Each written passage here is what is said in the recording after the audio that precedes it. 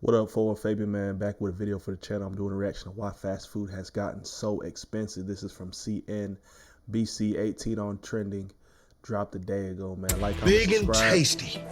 Hit the notification For bell. just $1? Follow me on all my socials, man. Jump the gun a little bit, man. Let's get into the video, though. What, Cedric? Talking about a big and tasty, though. Are you fat? Big and tasty. For just $1? You did your thing, dog. Remember the dollar menu? Well, you may be hard-pressed to find any fast food item that actually costs $1 anymore. $17 for 3 filet-o-fishes at McDonald's? Are you kidding me? I don't have the money to buy fast food I ain't gonna anymore. lie. Don't you just miss the days when fast Filet of fish is pretty expensive, and that fish sandwich isn't that good. You know what I mean? The quality, not at all. It's very expensive on McDonald's menu. If anything, Popeye should charge $7, $8 for that sandwich. You know what I'm saying? Because theirs is better quality. Like, food was actually cheap? When looking at fast food menus nationally, here are the average prices for fries from McDonald's, what a Happy Meal, and a burger combo from Burger King. But I paid even more than that. Here are the prices at fast food locations by the NBC offices in Midtown Manhattan. Broadly speaking, sales are performing much stronger than foot traffic, and that's due in part to higher prices. The Consumer Price Index measures inflation, or the average increase in prices over time. Fast food falls into the limited service meals category. Think anything that's typically ordered at a counter and taken to go. From 2019 to 2023, prices in this category are up nearly 28%. That's more than full-service meals. Think sit-down restaurants with servers, which increased nearly 24%. And it's also more than overall inflation, which increased 19%. So why are fast food prices so high, and where will they go from here? Can I please get a Titan turkey? Can I get a foot long? Yeah, just that. Between 2022 and 2023, the cost of food, beverage, and packaging rose around 11% for both McDonald's and Chipotle. Still, as of late, labor is the main culprit. Food is about a third of the cost of a menu item. So even as those costs moderate, in many cases, and particularly given the laws that we're seeing in California and some of the other, minimum wage laws and just increases that are happening, is that wage pressure remains elevated. The fast food labor market became increasingly competitive for employers during the pandemic as companies struggled to fill their restaurants. That's crazy. So you're telling me pretty much costs have gone up. A piece of, or a reason why costs have increased are pretty much competitive wages for workers. I ain't gonna lie, they did increase it like they're about to detail right now, but what's a typical hourly wage? What's minimum wage in California? I heard it got increased to crazy amount, bro.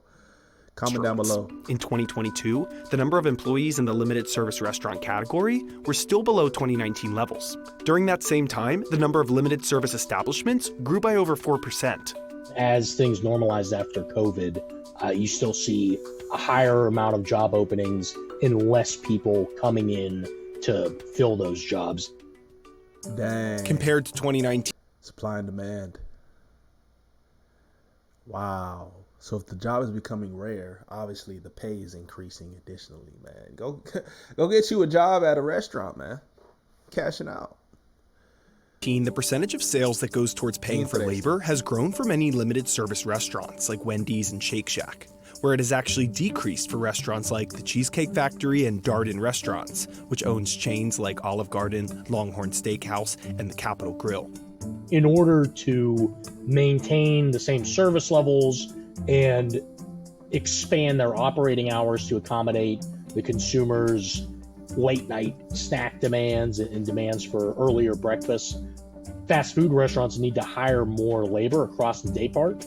And so as they're competing with other potential employers, they need to make the job more enticing. And the easiest way to do that is by raising the wage rate. And companies are passing these costs on to the customer, especially as states like California have raised the minimum wage for workers.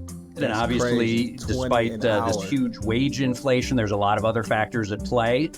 I think when you look at inflation within limited service, first of all, you're starting with a lower check average. And so any increase of $1 or $2 that an operator passes on just by definition as a higher percentage increase on it.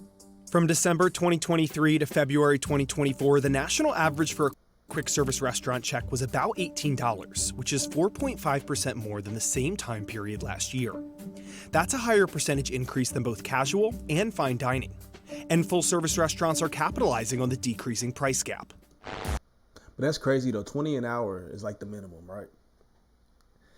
At a point in time, 20 an hour, even out here sometimes, like that's like, you know, for the average individual, that's like a lot. You know what I mean? You can find factory jobs, warehouse jobs paying 20 an hour, and that's like a come up. People getting 16 an hour, you know, because sometimes I'm not sure what the minimum wage is now in Texas, but it's a come up for some folks, man. But if you have a minimum starting at 20 and you're just working at a restaurant, a lot of people would be blessed to have a job like that. You can make some sort of living, I guess. How is this Chili's 3 for me only $10.99?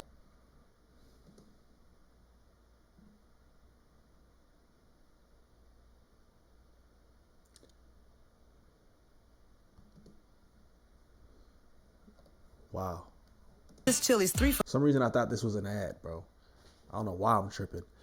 But yeah, they're mentioning that $18 is like the average cost of a meal at a generic restaurant, I'm saying. So there's for me only $10.99 when fast food is so expensive. It could be because we don't have to pay for any mascots. Please! I was born for this! It has created a shift in fast food consumer behavior. Perhaps before they were going there 10 times, but now they're still only spending $100 and maybe they're going there 8 times or 7 times, right? And so you start to see this traffic fall off because they're still spending essentially the same amount, but they're now going less frequently. Hey, Tube Buddies, it is game time. That's crazy, man. Comment down y'all's favorite restaurants, man. Where do y'all go for y'all's fast food cravings? You know what I'm saying? When y'all do splurge, I know a lot of folks on the healthy tip now, but when y'all do splurge in the fast food realm, what are y'all go-tos, man? Comment down below.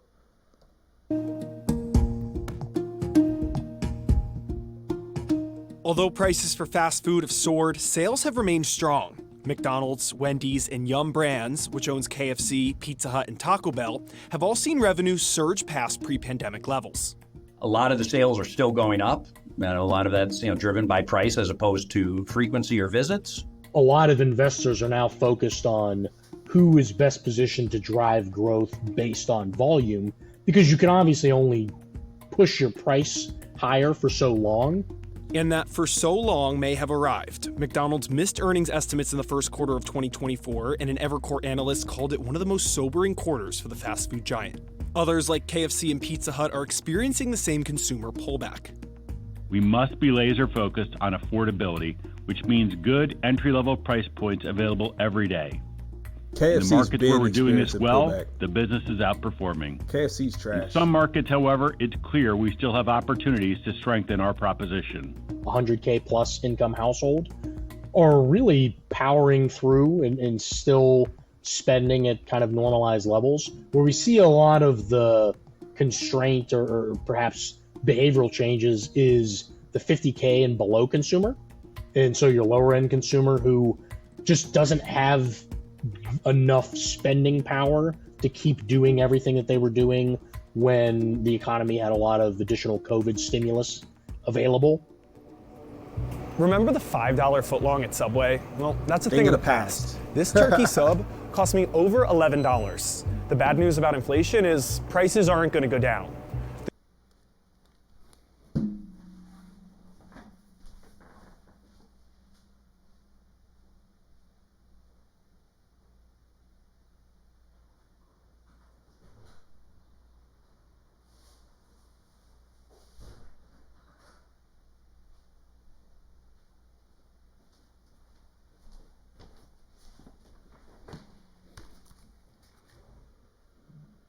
The good news is the increases are slowing.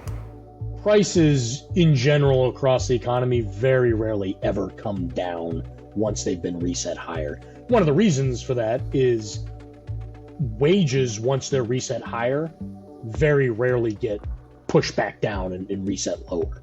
To combat the decrease in value offered by fast food, chains are relying on apps and loyalty programs. In its 2023 fourth quarter earnings call, Wendy's says that it plans to invest approximately $15 million, primarily in 2024, to further enhance its mobile app experience. McDonald's announced its goal to expand its loyalty program from 150 I do not use mobile app experience. If you're going to use any online application for food, it's DoorDash, Grubhubs, the Uber Eats, bro. All these McDonald's got their own app to pre-order before I show up at the drive-thru. Why would I do that when I could just order it?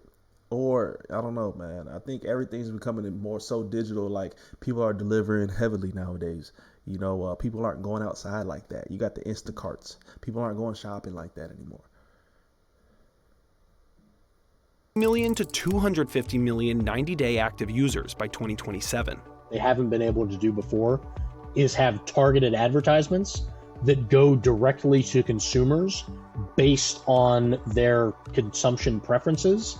And the companies will be able to see almost in real time the return on investment of those advertisements and those promotions that they push to the consumer, because they can tell, I pushed them the promotion on Tuesday and they made a purchase on Wednesday or on Thursday. The value offered by fast food is something that customers will continue to evaluate each time they make a purchase. It's just accessible. And it may ultimately determine how the industry reacts going forward. Restaurants still take dollars to the bank, not consumer visits. And as long as they're able to continue to drive growth from a value or from a dollar perspective, I think, that's still good news for the industry. Damn, there you have it, bro. That's why the prices are increasing, man. Well, anyways, man, I think the whole benefit of fast food is the word itself that's within the title or the name of it, fast. The convenience, the accessibility. People love it because it's just quick on the go. Nobody wants to whip something up in the kitchen. Everybody's just like, nah, I'm going to go buy it. And it's the most unhealthy, so to speak. Comment down below. Let me know y'all thoughts, man. Peace, love, prosperity, man. Check out the trending playlist. Subscribe to the channel. We'll catch y'all next time. We out.